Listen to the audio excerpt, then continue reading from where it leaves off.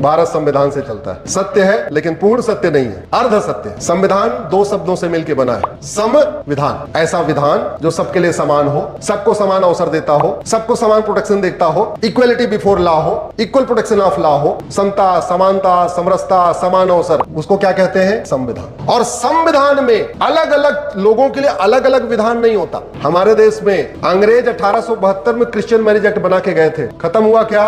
1936 में Parsi marriage act बना के गए थे, खत्म हुआ क्या? नहीं। 1937 में शरीयत एक्ट बना के गए थे, खत्म हुआ क्या?